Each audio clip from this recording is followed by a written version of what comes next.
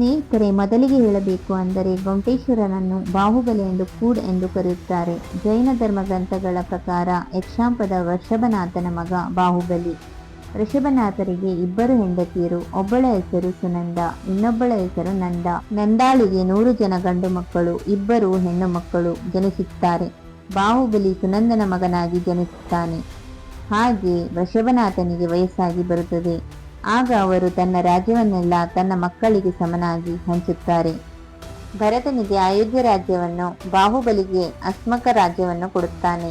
ಹಾಗೆ ಭರತನಿಗೆ ರತ್ನಚಕ್ರವನ್ನು ಕೂಡ ಕೊಡುತ್ತಾನೆ. ಅದನಂತರ ವೃಷಭನಾಥರು ಸನ್ಯಾಸತ್ವವನ್ನು ಸ್ವೀಕರಿಸಿ ತಪ್ಪು ನಿರತರ ಆಗುತ್ತಾರೆ. ಆಗ ಭರತನಿಗೆ ರತ್ನಚಕ್ರ ದೊರೆತ ನಂತರ ಅವನು ದುರಾಸೆಗೆ ಬೀಳುತ್ತಾನೆ. ನಾನು ಈ ಎಲ್ಲ ರಾಜ್ಯದ ರಾಜರ ರಾಜ ಆಗಬೇಕೆಂದು ಅಂದುಕೊಳ್ಳುತ್ತಾನೆ. ನಂತರ ತನ್ನ ಎಲ್ಲ ಸೈನ್ಯ ಕರೆದುಕೊಂಡು ರತ್ನಚಕ್ರದ ಸಮೇತ ರಾಜರುಗಳನ್ನು ಸೋಲಿಸುತ್ತಾ ಎಲ್ಲರ ರಾಜ್ಯವನ್ನು ವಶಪಡಿಸಿಕೊಂಡು ಅರಮನೆಗೆ ಹಿಂತಿರುವಾಗ ರತ್ನಚಕ್ರವು ಅರಮನೆಯ ಹೆಬ್ಬಾಗಿಲಿನ ಮುಂದೆ ನಿಲ್ಲುತ್ತದೆ. ಆಗ ಭರತನನ್ನು ಯೋಚಿಸುತ್ತಾ, ರತ್ನಚಕ್ರವು ನಿಂತಿದೆ ಎಂದರೆ ನಮ್ಮನ್ನು ರಾಜರ ರಾಜ ಎಂದು ಇನ್ನೂ ಕೆಲವೊಬ್ಬರು ಅಂದುಕೊಂಡಿಲ್ಲ ಅಂತ ಹೇಳುವಾಗ ಹಿರಿಯ ಮಂತ್ರಿಯೊಬ್ಬರು ಭರತನ ಮುಂದೆ ಬಂದು, ನಿಮ್ಮ ಸಹೋದರರು ಯಾರು ಕೂಡ ನಿಮ್ಮನ್ನು ರಾಜರು ರಾಜ ಎಂದು ಅಂದುಕೊಂಡಿಲ್ಲ ಎಂದು ಮಂತ್ರಿ ಹೇಳುತ್ತಾರೆ. ಆಗ ಭರತ ತನ್ನ ಸಹೋದರಿಗೆ ಎಲ್ಲರಿಗೂ ಆದೇಶ ಪತ್ರವನ್ನು ಬರೆದು ಕಳಿಸುತ್ತಾನೆ.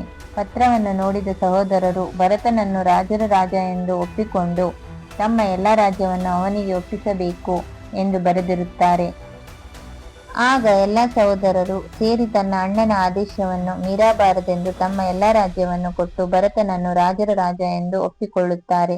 ಆದರೆ ಒಬ್ಬನನ್ನು ಹೊರತುಪಡಿಸಿ, ಅದು ಯಾರು ಎಂದರೆ ಅವನ ಆಸ್ಮಕ ರಾಜ್ಯದ ಬಾಹುಬಲಿ ಆದೇಶ ಪತ್ರವನ್ನು ನಿರಾಕರಿಸುತ್ತಾನೆ. ಭರತನನ್ನ ಅಣ್ಣನೆಂದು ಮಾತ್ರ ಒಪ್ಪಿಕೊಳ್ಳುತ್ತೇನೆ, ಆದರೆ ನನ್ನ ರಾಜನಾಗಿ ಅಲ್ಲ ಎಂದು ಘೋಷಿಸುತ್ತಾನೆ. ತನ್ನ ಆದೇಶವನ್ನು ತಿರಸ್ಕರಿಸಿದ ಬಾಹುಬಲಿಯನ್ನು ಯುದ್ಧಕ್ಕೆ ಆಹ್ವಾನ ಮಾಡುತ್ತಾನೆ.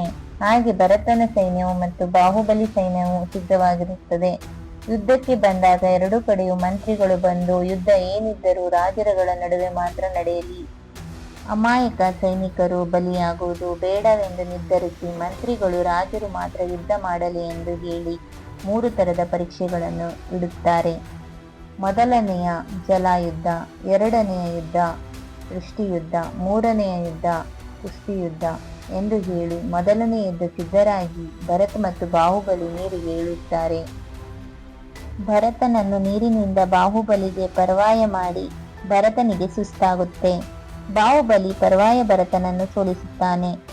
ನಂತರ 2ನೇ ಯುದ್ಧಕ್ಕೆ ಸಿದ್ಧರಾಗುತ್ತಾರೆ. ಅದುವೇ ದೃಷ್ಟಿಯುದ್ಧ. ಇಬ್ಬರೂ ಎದುರು ಬದುರು ನಿಂತು ಕಣ್ಣನ್ನು ಕಣ್ಣಿನಲ್ಲಿ ಇಟ್ಟು ನೋಡುತ್ತಾ ನಿಂತಿರುತ್ತಾರೆ. ತುಂಬಾ ಸಮಯದ ನಂತರ ಭರತ ದೃಷ್ಟಿಯುದ್ಧದಲ್ಲಿ ಮತ್ತೆ ಸೋಲನ್ನು ಅನುಭವಿಸುತ್ತಾನೆ. ಕೊನೆಯ ಯುದ್ಧ ಕುಸ್ತಿ ಯುದ್ಧ ನಡೆಯುತ್ತದೆ. ಇಬ್ಬರು ಬಲಬಲವಾಗಿ ಹೊರಡುತ್ತಿದ್ದರು. ಅದರಲ್ಲೂ ಕೂಡ ಆಗಾದ ಬಾಹುಬಲಿ ಭರತನನ್ನು ಸೋಲಿಸಿ ಅವನನ್ನು ಮೇಲಕ್ಕೆ ಎತ್ತಿ ಕೋಪದಿಂದ ಅವನನ್ನು ಕೊಂದೇ ಬಿಡುತ್ತಾನೆ ಎಂದು ಜನರೆಲ್ಲ ಮಾತಾಡಿಕೊಳ್ಳುತ್ತಾರೆ. ಏನೋ ಅನ್ನೋ ಅಷ್ಟರಲ್ಲಿ ಬಾಹುಬಲಿ ವಾಸ್ತವದ ಅರಿವು ಆಗುತ್ತದೆ. ನಾನು ಯುದ್ಧವನ್ನು ಯಾರೊಡನೆ ಮಾಡುತ್ತಿದ್ದೇನೆ, ಇವತ್ತು ನನ್ನ ಅಣ್ಣ ಯಾವುದಕ್ಕಾಗಿ ಯುದ್ಧವನ್ನು ಮಾಡುತ್ತಿದ್ದೇನೆ ಎಂದು ಯೋಚಿಸಿ ಭರತನನ್ನು ಕೆಳಗಿಳಿಸಿ ಚಿಂತಿಸುತ್ತಾ ನಿಂತಾಗ ಭರತನು ತನ್ನ ರತ್ನಚಕ್ರವನ್ನು ಪ್ರಯೋಗ ಮಾಡುತ್ತಾನೆ.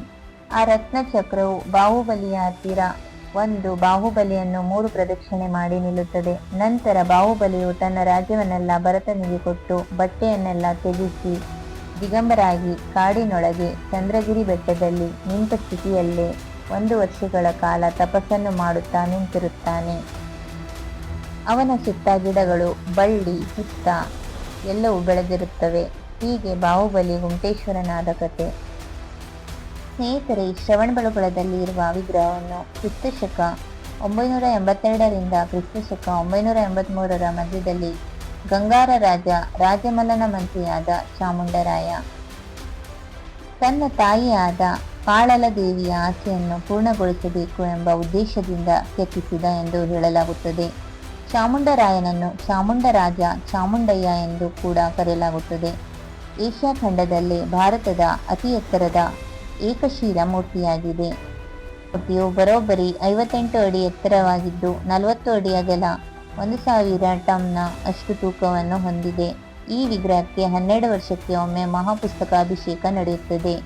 ನೋಡಿದ್ದರಲ್ಲ ವೀಕ್ಷಕರೇ, ಗೊಮ್ಮಟೇಶ್ವರ ಬಗ್ಗೆ ಕೊನೆವರೆಗೂ ನೋಡಿದ್ದಕ್ಕೆ ಧನ್ಯವಾದಗಳು.